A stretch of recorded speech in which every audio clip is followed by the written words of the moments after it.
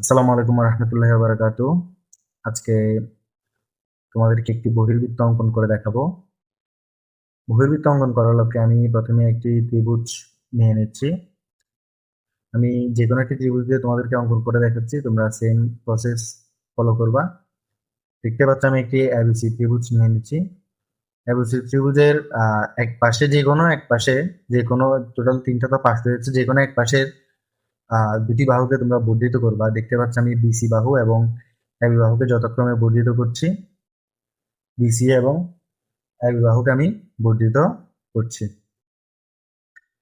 BC বাহুকে আমি CD পর্যন্ত বর্ধিত করব এবং এবি বাহুকে আমরা ই পর্যন্ত বর্ধিত করব। আর আমি অ্যালফাবেটগুলো অক্ষরগুলো একটা ক্রম অনুসারে বসাবো, A B C D F এরকম যথাক্রমে বসাবো। বর্ধিত করার পরে এবার তোমরা দেখতে পাচ্ছ এবিসি ত্রিভুজের দুটি বহিস্থ কোণ দিয়ে যেদিকে আমরা বর্ধিত অংশ বের করেছি, সে অংশের দুটি বহিস্থ কোণ, একটা হচ্ছে এ সি ডি আর একটা হচ্ছে সি এ ই। এই দুটা কোণকে আমরা সমদ্বিখণ্ডিত করব। এ সি ডি কোণকে সমদ্বিখণ্ডিত করার লক্ষ্যে আমরা সি বিন্দু হতে একটি বৃত্তচাপ নিয়েছি এবং বৃত্তচাপটি এসি বাহু এবং সিডি বাহুকে যে দুটি বিন্দুতে ছেদ করেছে, ওই দুটি বিন্দু হতে আমরা একটি বৃত্তচাপ নিয়েছি। বৃত্তচাপটির পরিমাপ প্রথম অংশে ইচ্ছা মতো নেওয়া যাবে, পরিমাণ মতো নেওয়া যাবে, পরের অংশে সেম পরিমাণ মতো নেওয়া যাবে। অর্থাৎ আমাদের টোটাল 3 বার বৃত্তচাপ কাটতে হবে। দেখতে পাচ্ছ আমি সিএফ সমদ্বিখণ্ডক রেখা অঙ্কন করেছি, এসিডি কোণের সমদ্বিখণ্ডক রেখা সিএফ আমি অঙ্কন করে দিয়েছি। অনুরূপভাবে এবার আমরা সি এ ই এই কোণটাকে আমরা সমদ্বিখণ্ডিত করব। সি এ ই এই কোণটাকে আমরা সমদ্বিখণ্ডিত করব। সমদ্বিখণ্ডিত করার লক্ষ্যে আমরা এ বিন্দুতে বসে একটা বৃত্তচাপ নিয়েছি।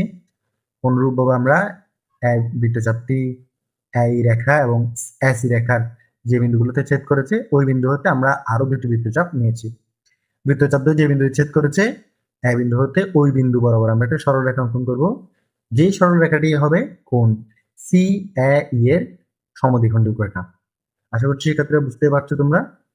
সমদ্বিখণ্ডক রেখাটা আমি অঙ্কন করছি, যেটার নাম আমি দিয়েছি এ জি, অপর প্রান্ত জি দিয়েছি। দেখতে পাচ্ছ সিএফ এবং এ জি সমদ্বিখণ্ডক রেখাদ্বয় ও বিন্দুতে মিলিত হয়েছে। এবার আমরা ও বিন্দু হতে এসি বাহুর উপর একটি লম্ব অঙ্কন করব। ও বিন্দু হতে এসি বাহুর উপর আমরা একটা লম্ব অঙ্কন করব। লম্ব অঙ্কন করার জন্য আমাদের ও বিন্দুতে বসিয়ে এমন একটি বৃত্তচাপ কাটতে হবে যে বৃত্তচাপটি এসি বাহুর দুটি বিন্দুতে ছেদ করবে। এসি বাহুর যে কোনো দুটি বিন্দুতে ছেদ করবে। আমি পরিমাণ মতো খুব দেখে শুনে বসানোর ট্রাই করছি, কারণ হচ্ছে গিয়ে খুব ছোটভাবে বসালে স্পষ্ট বোঝা যায় না কোন বিন্দুতে ছেদ করেছে। সেজন্য আমি খুব ভালো করে বোঝার ট্রাই করতেছি কোথায় বসালে আমাদের বৃত্তচাপটা স্পষ্ট বোঝা যাবে। দেখতে পাচ্ছি আমি ও বিন্দুতে বসিয়ে এসি বাহুর উপর একটা বৃত্তচাপ কেটেছি। বৃত্তচাপটি এসি বাহুকে যে দুটি বিন্দু ছেদ করেছে, ওই দুটি বিন্দু হতে আমরা আবারও দুটি বৃত্তচাপ অঙ্কন করছি। বৃত্তচাপ দুটি এমনভাবে অঙ্কন করলাম যাতে করে দুটো বৃত্তচাপ পরস্পরকে ছেদ করে। এবার আমরা ও এবং ও বিন্দু হতে বৃত্তচাপটির ছেদবিন্দু বরাবর একটা রেখাংশ অঙ্কন করব। দেখতে পাচ্ছ যেটি হবে এসি বাহুর উপর লম্ব রেখা। আমি একটা রেখাংশ অঙ্কন করব, খুব সূক্ষ্মভাবে বসিয়ে এদিক এদিক করলে কিন্তু আমাদের বহির্বৃত্তটা মিলবে না। তো আমি ও বিন্দু হতে এসি বাহুর উপর একটা লম্ব অঙ্কন করছি। লম্ব রেখাটা যে বিন্দু ছেদ করবে ওই বিন্দুটার নাম আমরা এইচ ধরবো। লম্ব রেখা অঙ্কন করছি, দেখতে পাচ্ছ আমরা এইচ বিন্দুতে লম্ব রেখাটি এসি বাহুকে এইচ বিন্দুতে ছেদ করেছে।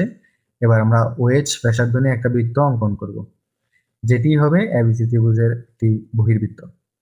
ধন্যবাদ সবাইকে, ভালো থাকবা, সুস্থ থাকবা, আল্লাহ হাফেজ।